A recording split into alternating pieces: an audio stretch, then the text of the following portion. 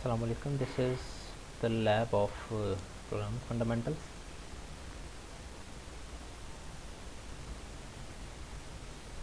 Assalamu alaikum.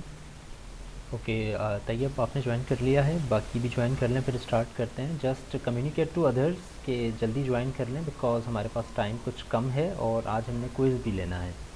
So you know कि quiz की वजह से हमारा आधा घंटा पौना घंटा निकल जाएगा, तो we just have these 20-25 minutes, so tell others to join ASAP. All right, so let's start. First of all, a couple of announcements, more than a couple of announcements. Kindly पहले बता दें आवाज़ क्लियर आ रही है या नहीं. And this is our last week of classes. थोड़ा क्या कहते हैं उसको, पेशेंट रह के थोड़ा सा सुने कि एक्चुअली हम किस तरह अपनी अगली चीज़ें जो है वो मैनेज करने जा रहे हैं. कि this is our last week of classes और इसके बाद जो एक वीक बचेगा वो आप लोगों का फ्री वीक होगा. स्पेसिफिकली प्रोग्रामिंग फंडामेंटल्स की उसमें कोई क्लास या लैब नहीं होगी, क्योंकि उसके जो बाद वीक है यानी कि जनवरी 25 वाला जो वीक है, उस वीक में जो आपको है आपका एक फ़ाइनल एग्ज़ाम होगा. मैं ज़रा आपके सामने स्क्रीन भी शेयर कर दूं ताकि हम कैलेंडर खोल के मैं आपको सारी चीज़ें आपके सामने जो है वो दिखा सकूं और बता सकूं. आई होप आप सबको स्क्रीन नज़र आ रही होगी. What I am saying is कि okay wait a minute. Right, so let's look at the calendar here. So this is the week. हमारी एक आज क्लास है, मेरे कर्सर को फॉलो करते रहिएगा. 13th को हमारी आज एक क्लास हो रही है और एक 14th को होगी, यानी वेडनेसडे और थर्सडे, जिस तरह से हमारी दो क्लासेस होती हैं. आपके एग्ज़ाम के लिए ये वाला वीक मुख्तस है. 25 से जो स्टार्ट हो रहा है, 25, 6, 7, 8, 9, इसी के दौरान आपके तमाम कोर्सेज़ के एग्ज़ाम्स होंगे जो कि एक एकेडमिक कैलेंडर में लिखा हुआ है. कुछ टीचर्स इससे पहले भी शायद अनाउंस कर सकते हैं या इसके बाद भी आई थिंक कर सकते हैं, but I am not sure about their policy. But as per academic calendar आपके एग्ज़ाम्स इस वीक में होंगे. Most of the teachers will go according to that calendar and इसी के अंदर आपके जो ऑनलाइन एग्ज़ाम्स होंगे वो होंगे. अगेन आपके एग्ज़ाम्स ऑनलाइन होंगे इस दफ़ा, क्योंकि अब जो हम फिज़िकल की तरफ ऑब्वियसली सिर्फ एक वीक के अंदर मूव नहीं कर सकते जस्ट फॉर द एग्ज़ाम्स, और यूनिवर्सिटीज़ का भी अब कुछ अंदाज़ा नहीं है कि कब खुल रही हैं. तो आपके ऑनलाइन ही एग्ज़ाम्स होंगे और आप उन ऑनलाइन एग्ज़ाम्स के अंदर जो है आप अटैम्प्ट करेंगे. उसकी नोयत क्या होगी उसके बारे में भी मैं थोड़ा सा बताता हूँ. तो लाइक आई सेड कि आज ये जो वीक है हमारा, ये आखिरी वीक है. आज हमारी क्लास है और एक कल क्लास होगी. इसके बाद हमारी इस वीक में कोई क्लास नहीं होगी. कर्सर को फॉलो करें. 18th वाले वीक में हमारी कोई क्लास नहीं होगी एंड 25th वाले वीक में आपका फ़ाइनल एग्ज़ाम होगा. अब फाइनल एग्ज़ाम की नोयत सुन लें. फ़ाइनल एग्ज़ाम ऑनलाइन होगा, यानी जिस तरह से मैं आपको असाइनमेंट देता हूँ ना कि आपके 10 क्वेश्चन हैं, 5 क्वेश्चन हैं, ऐसे समझें कि वो इसी तरह की एक असाइनमेंट होगी. बस ये है कि आपको उसके लिए टाइम कम मिलेगा. ठीक है, आपको पूरे 2 हफ्ते या इतना टाइम जितना हम लेते थे असाइनमेंट्स के लिए वो नहीं मिलेंगे, बल्कि it will be kind of an exam और everything will be allowed to you. Obviously you can refer the book, you can refer the internet as well, but you will have to submit your solution or solutions, obviously solutions ही होंगे, in within 24 hours, या may be मैं उसको 30 hours कर दूँ बढ़ाकर, या it's going to be right around 24 to 48 hours, और उसी के अंदर आपने जो है सबमिशन करवानी होगी. ये आपका एक फ़ाइनल एग्ज़ाम हो जाएगा 40 मार्क्स का. अब सवाल ये उठता है कि ये जो 40 मार्क्स का एग्ज़ाम होगा ये आपको किस तरह से दिया जाएगा. तो अगेन हम कैलेंडर की तरफ आते हैं और कल की क्लास के बाद from 15 onwards you have to be struck with your emails पर आपने अपना ध्यान रखना है, क्योंकि 15 के बाद कभी भी, 15 से लेके आगे चलते हुए डेट्स में कभी भी मैं आपको एक ईमेल करूँगा और उस ईमेल में मैं आपको बताऊँगा आपकी एग्ज़ाम डेट अनाउंसमेंट. यानी कि मैं फॉर एग्ज़ाम्पल आपको 18th को एक ईमेल आती है और उसमें आपको ये बताया जाता है कि आपका जो प्रोग्रामिंग फंडामेंटल्स का एग्ज़ाम है वो 25th वाले वीक में 27th से स्टार्ट होगा. सो वो उस ईमेल अगर आपको रिसीव होगी तब आपको अंदाज़ा होगा, तभी आपको पता लग सकेगा कि आप 27th को आपका प्रोग्रामिंग फंडामेंटल्स का एग्ज़ाम है. जस्ट सेइंग, हो सकता है 26 को, हो सकता है 25th को, हो सकता है 29th को. सो उस ईमेल पे आपने ध्यान रखना है कि आपके पास ईमेल आएगी और उस ईमेल पर रहते हुए आप उस डेट के ऊपर जो है आपको फाइनल एग्ज़ाम रिसीव होगा. अब फाइनल एग्ज़ाम कम्युनिकेट किस तरह से किया जाएगा इसको सुने। फाइनल एग्ज़ाम मैं आपको गूगल ड्राइव के ऊपर भी दे दूँगा, LMS के ऊपर भी दे दूँगा और इंडिविजुअल आप सबको ईमेल भी कर दूँगा। 2-3 जगहों पर आपको फाइनल एग्ज़ाम अवेलेबल होगा। और साथ ही साथ जब आपको मैं फाइनल एग्ज़ाम दूंगा उस वक्त हम एक जूम मीटिंग भी रख लेंगे, ठीक है। और उसकी डिटेल्स भी आपको उसी ईमेल में आएगी जो मैं आपको बताऊंगा ना कि 27 को आपको मैं एग्ज़ाम दूंगा, उसी के अंदर आपको एक ईमेल जूम आईडी और पासवर्ड भी आ जाएगा। यही होगा मोस्ट प्रोबेबली जो कि हम यूज़ करते हैं अभी। उसमें टाइमिंग वगैरह लिखी होगी। उस टाइम पर क्या होगा, उस टाइम पर मैं आपको एग्ज़ाम दे दूँगा, आप सबसे शेयर भी कर लूँगा, आप सबको समझा भी दूँगा आपने क्या करना है, किस तरह से करना है। और दैट विल बी, आपको कोई क्वेश्चन हो तो आप उसमें भी पूछ सकते हैं, and that will be the end of discussion. उसके बाद कोई डिस्कशन नहीं होगी, उसके बाद सिर्फ 24 घंटे आपने पूरा उन सोल्यूशंस को के ऊपर काम करना है अलग-अलग, और फिर उसके बाद जो है आपने उसको सबमिट करवा देना है। सबमिशन इंस्ट्रक्शंस वगैरह भी उसके अंदर लिखी हुई है which are pretty much the same as your assignment submission instructions.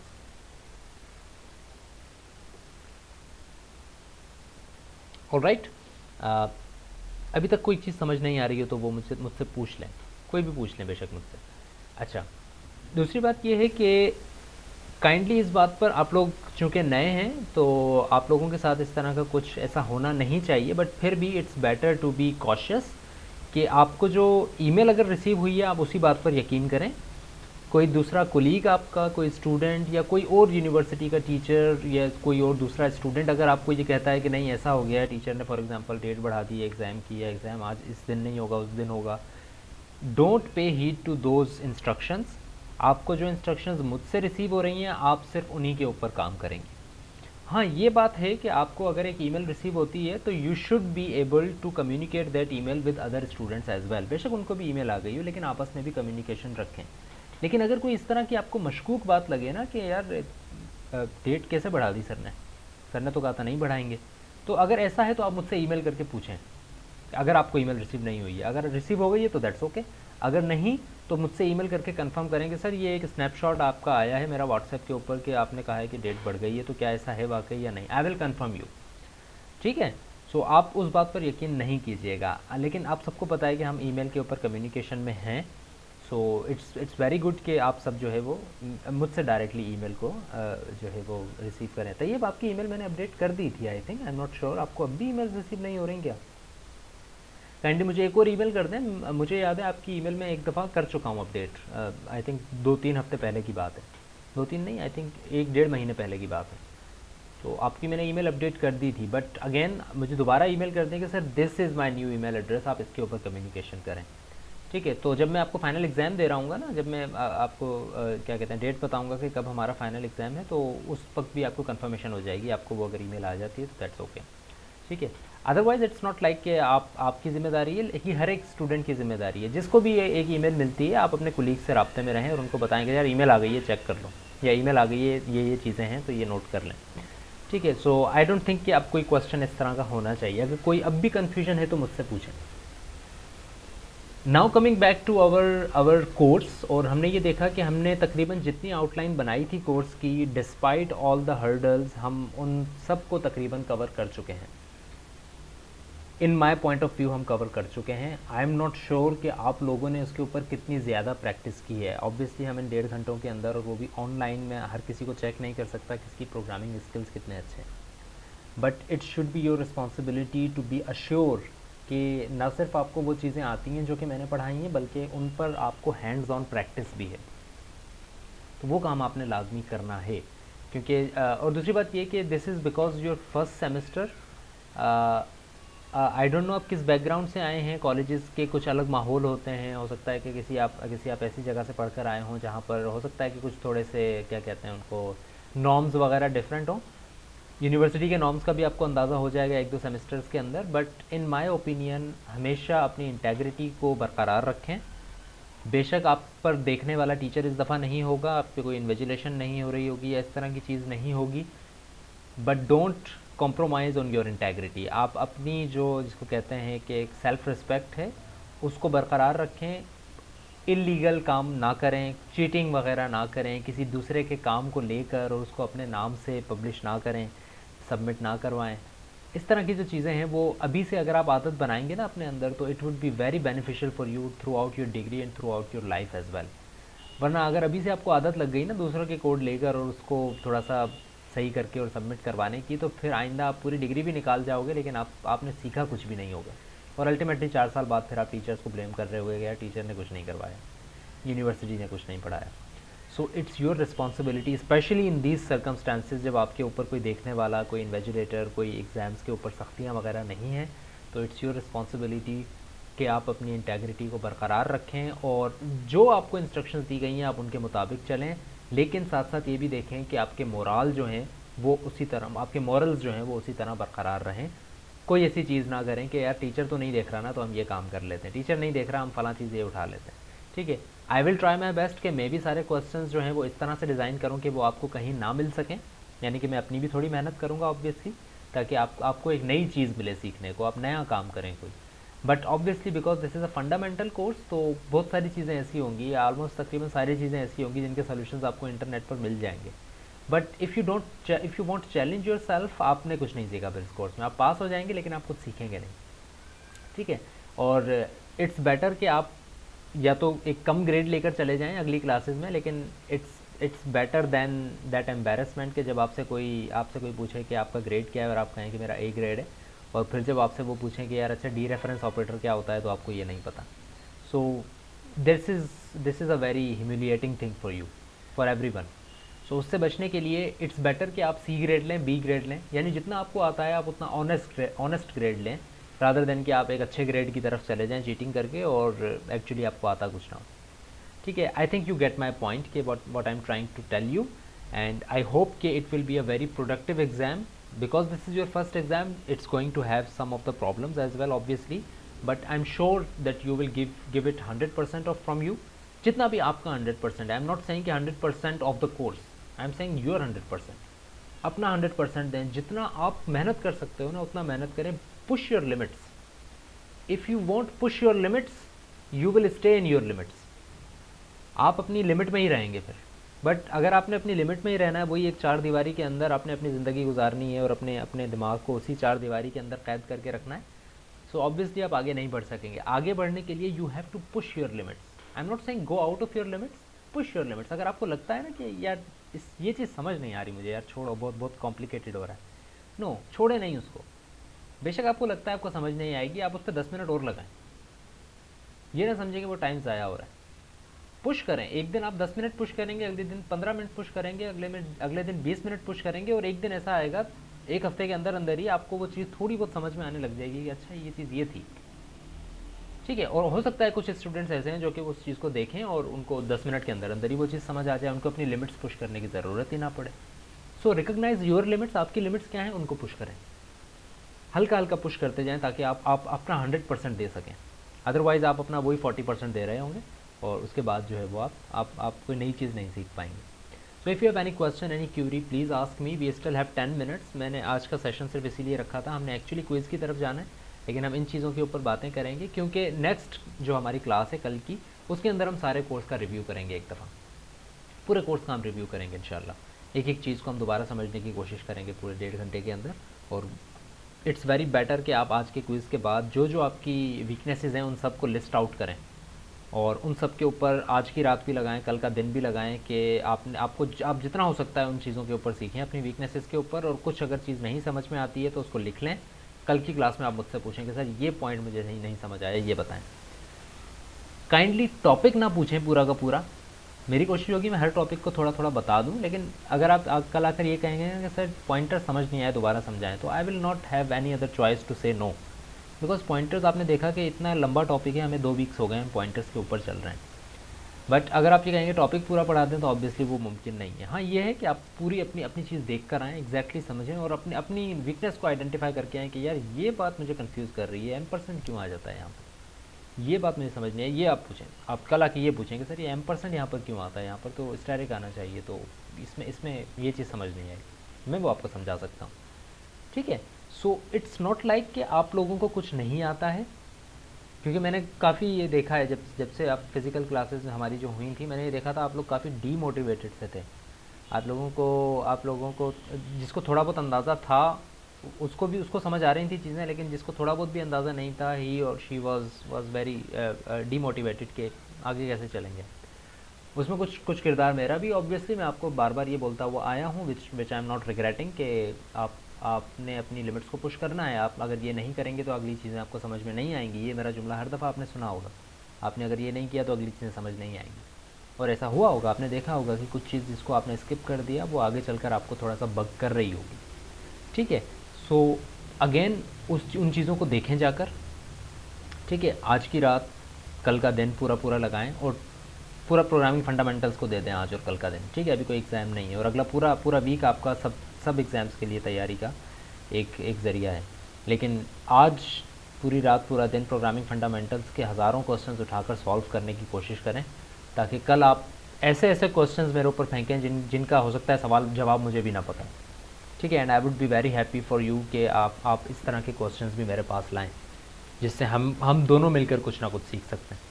ठीक है, सो एक कुछ ऐसे टॉपिक्स हैं हमारे कोर्स के जो कि हम मिस कर गए हैं अनफॉर्चुनेटली, जिसमें आई थिंक एक टॉपिक है फाइल हैंडलिंग का, हम उसको मिस कर गए हैं। हाँ, आप अगर 1 मिनट मुझे दें, मैं आपके सामने आप कोर्स आउटलाइन खोल लेता हूँ और हम उसको देख लेते हैं, because this is going to be our last class. यानी टुमारो तो हम रिकैप करेंगे ही, लेकिन because this is going to be our last like session, one of the last sessions, तो हम इसमें ज़रा कोर्स आउटलाइन को भी देख लें हमने कितना कवर किया है। All right, so this was our course outline. काफ़ी हद तक हम इसमें जो है कवर कर चुके हैं। इंट्रोडक्शन टू प्रोग्रामिंग हमने देखा, algorithms and flow chart, introduction to C, input output की हमने बात की, प्रिंट एफ, स्कैन एफ वगैरह की, डेटा टाइप्स के ऊपर हमने बात की, इंटीजर, फ्लोट, स्पेशली इंटीजर और कैरेक्टर के रिलेशन को हमने देखा, कैसे इंटीजर कैरेक्टर में कन्वर्ट हो जाता है, कैसे कैरेक्टर इंटीजर में कन्वर्ट हो जाता है, those kinds of things. Selection building block यानी कि इफ़ एल्स वगैरह की हमने बात की। स्विच केसेस को हम स्किप कर गए। इट वुड बी गुड अगर आप जाकर स्विच केसेस को भी थोड़ा सा देख लें, नॉट राइट नाउ बेशक, अगला जो वीक आपके पास फ्री होगा उसमें स्विच केसेस नोट कर लें अपने पास, इसको ज़रा देख लीजिएगा जाके। इस पर मैंने टाइम इसलिए थोड़ा सा ज़्यादा नहीं लगाया क्योंकि these are the same things as if else. जिस तरह इफ़ एल्स होता है ना, कंडीशंस आप लगाते हैं, उसी तरह स्विच केसेस होते हैं। स्विच केसेस का मतलब ये है कि आप सिर्फ एक वेरिएबल बता दोगे और आप बजाय इसके कि आप कंडीशन लगाओ कि इसकी वैल्यू 0 है तो ये हो, 1 है तो ये हो, 3 हो तो ये हो, कंडीशंस के बजाय आप डायरेक्ट वैल्यू लिख देते हो कि भाई 0 पर ये हो, 1 पे ये हो, 2 पे ये हो। हर जगह आप ये नहीं लिखते कि if X equal to 0, if X equal to 1, if X, इसकी ज़रूरत नहीं पड़ती। सिर्फ आप वेरिएबल के नाम लिख देते हो और वैल्यूज़ लिख देते हो और उसके बाद काम बता देते हो। तो ये एक थोड़ी सी उसकी क्या कहते हैं, अल्टरनेट केस है एक तरह से उसका, इफ़ एल्स का। लूप्स के ऊपर हम काफ़ी डिटेल में बात कर चुके हैं। लूप कंस्ट्रक्ट्स यानी कि आपकी जो what do you call it, for loop, while loop, do while loop, इन तीनों लूप्स के ऊपर हमने काम किया और इनके डिफरेंसेस को भी देखा और इनके यूजेज को भी हमने देखा कि कौन सा लूप कब इस्तेमाल करना सही रहता है। अच्छा, इसी दौरान हमने क्विज़ 1 और क्विज़ 2 भी ले लिया, असाइनमेंट 1 असाइनमेंट 2 भी ले ली। असाइनमेंट 3 प्लान हमने की थी लेकिन हमने नहीं ली बिकॉज आपकी जो असाइनमेंट्स हैं उनमें बेस्ट हमने कैलकुलेट नहीं किया, क्विज़ में हमने बेस्ट कैलकुलेट कर लिया। तो चूँकि हमने एक एक्स्ट्रा क्विज़ ले लिया, क्विज़ 3 के बाद क्विज़ 4 भी हम आज ले रहे हैं, तो वो क्विज़ आपके जो है वो बेस्ट कैलकुलेट हो जाएंगे। असाइनमेंट बिकॉज आपके पास उसके लिए टाइम होता है और आपको उसमें बेस्ट कैलकुलेट करने का कोई ऑप्शन नहीं है, इस वजह से तीसरी असाइनमेंट हमने नहीं ली। अच्छा, एरेज़ पे हमने बात की, यस। स्ट्रिंग्स पे हमने बात की। स्ट्रिंग्स और एरेज़ एक ही चीज़ है, बस arrays is a general concept, string is a specific array, the character, the type, the data type of character, जिस एरे की डाटा टाइप कैरेक्टर होती है उसको हम स्ट्रिंग कहते हैं। तो उसको भी हमने थोड़ा सा डिटेल में देखा क्योंकि उसमें हमने परसेंटेज एस को भी यूज़ किया, हमने गेट एस के फंक्शन को देखा, पुट एस के फंक्शन को देखा, क्योंकि वो एक ऐसा एरे है जो कि थोड़ा सा स्पेशल केस है, वो इंटीजर फ्लोट के एरे की तरह स्पेसिफिकली काम नहीं करता है, उसको थोड़ा सा और हम जनरलाइज्ड वे में यूज़ करना चाहते हैं।